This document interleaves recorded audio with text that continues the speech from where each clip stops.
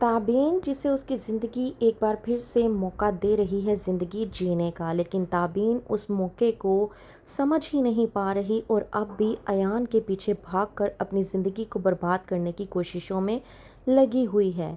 ڈرامے کی next episode میں آپ لوگ دیکھیں گے کہ جب سے تابین کو اس بارے میں معلوم ہوا ہے کہ اریبہ ایان کے گھر پر رہ رہی ہے، اس سے یہ سب کچھ برداشت نہیں ہو رہا۔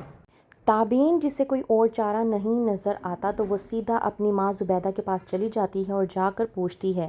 کہتی ہے کہ میں آپ سے ایک بات پوچھنا چاہتی ہوں، مجھے اس بات کا سچ سچ جواب دیجیے گا۔ زبیدہ جو کہ تابین سے اب بے انتہا محبت کرنے لگی ہے، وہ تابین کو اس حالت میں نہیں دیکھ پاتی۔ کہتی ہے زبیدہ تابین سے کہ میری بات تو سنو، لیکن تابین جو کہ اپنے آپے سے باہر ہو جاتی ہے اور کہتی ہے کہ مجھے صرف اس بات کا جواب دیں کہ کیا آپ جانتی تھی کہ اریبہ ایان کے گھر پر رہ رہی ہے؟ اس بات پر جب زبیدہ کہتی ہے کہ ہاں میں جانتی تھی تو تابین غصے میں آ جاتی ہے اور اپنی ماں زبیدہ سے کہتی ہے کہ آپ جب یہ بات جانتی تھیں تو آپ نے مجھے یہ بات کیوں نہیں بتائی، آپ نے یہ بات مجھ سے کیوں چھپائی؟ زبیدہ پریشانی کے عالم میں آ کر تابین سے کہتی ہے کہ دراصل مجھے تمہارے ابو نے منع کیا تھا کہ میں تمہیں یہ بات نہ بتاؤں۔ تابین یہ بات جاننے کے بعد اور بھی زیادہ گھبرا جاتی ہے اور کہتی ہے کہ اس کا مطلب یہ ہوا کہ ابا بھی یہ بات جانتے تھے، لیکن کسی نے بھی یہ بات مجھے بتانا مناسب ہی نہیں سمجھا۔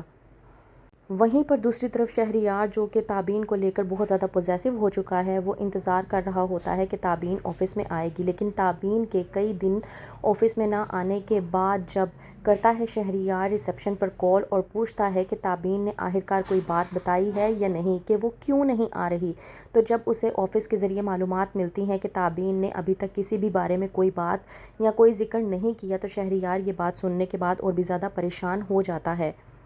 وہ سمجھ نہیں پاتا کہ وہ آخرکار کس طرح سے تابین کو سمجھائے اور منائے اور واپس اس آفس میں لے کر آئے اور تابین کو یہ سمجھا سکے کہ وہ واقعی میں تابین سے بے انتہا محبت کرتا ہے۔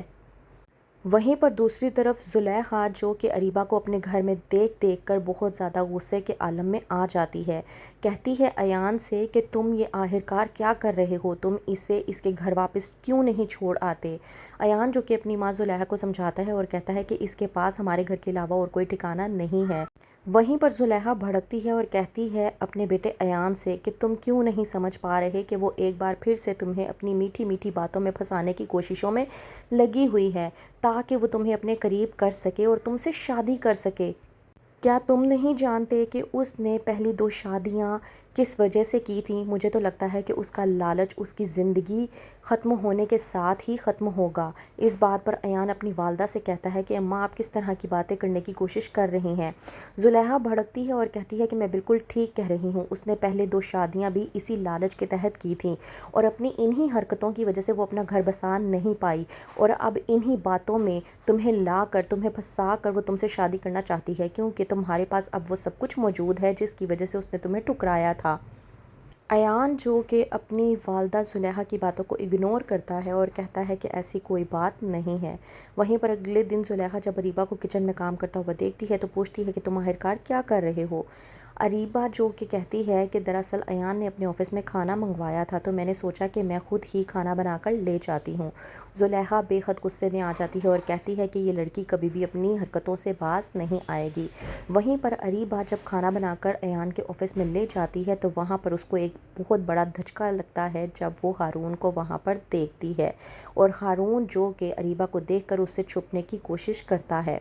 تو کیا ہوگا آگے؟ کیا ہارون ایان کو تمام تر حقیقت سے واقف کر دے گا کہ کس طرح سے اریبہ کے کہنے پر ہی اس نے تابین کو جمی کے ذریعے ذلیل کروانے کی کوشش کی تھی؟ کیا ہوگا آگے؟ مزید جاننے کے لیے دیکھتے رہیے ڈرامہ سیریل کٹ پتلی۔